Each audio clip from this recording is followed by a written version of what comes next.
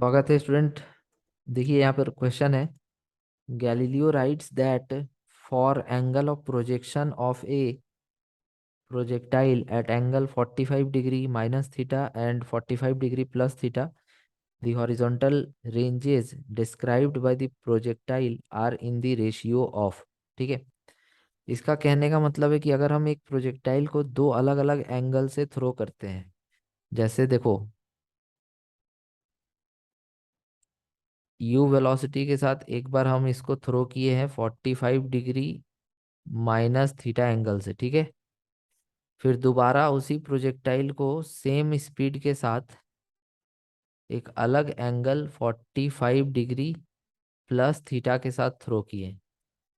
दो बार एक ही प्रोजेक्टाइल को अलग अलग एंगल से थ्रो किए। मान लो इस केस में जो रेंज कवर हो रहा R1 है और इस केस में जो रेंज कवर हो रहा है वो R2 है।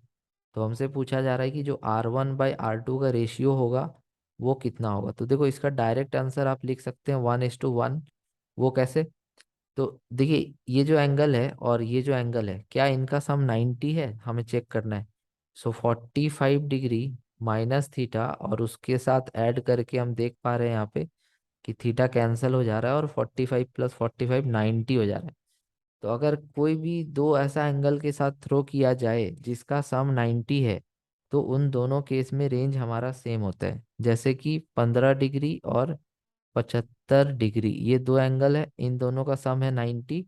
तो इन दोनों केस में मेरा रेंज सेम रहेगा। उसी तरह से 60 डिग्री और 30 डिग्री, तो इनका भी सम है 90, तो इन दोनों केस में रेंज सेम रहेगा।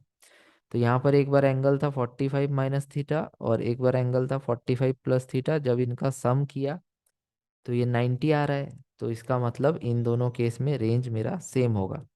ठीक है। और अगर इसको डिटेल में समझना है तो ऐसे समझिए। R1 इक्वल टू होता है फॉर्मूला U² साइन 2 थीटा। देखिए पहली बार हम लोग जिस एंगल से फेंके हैं वो है 45 माइनस थीटा। ठीक है। डिवाइडेड बाई जी, ये फॉर्मूला है रेंज का। तो ये हो जाएगा U², इसको मल्टीप्लाई करेंगे ना 2 से, तो साइन 90 - 2 थीटा होगा, डिवाइडेड बाई जी होगा।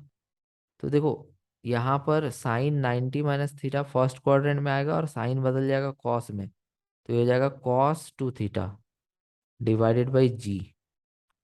सेम उसी तरह से दूसरा रेंज अगर हम निकालते हैं तो आएगा U² साइन 245 प्लस थीटा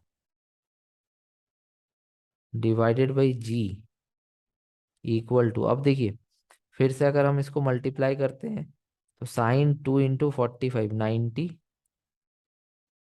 और plus 2 theta divided by g. तो sine 90 plus 2 theta second quadrant में जा रहा है और सेकेंड क्वाड्रेंट में साइन पॉजिटिव होता है और साइन कॉस में बदल जाता है। तो इस ये आपको पता होना चाहिए। सो U²cos 2 थीटा/जी हो गया। देखो दोनों केस में मेरा रेंज क्या आ रहा है? सेम आ रहा है।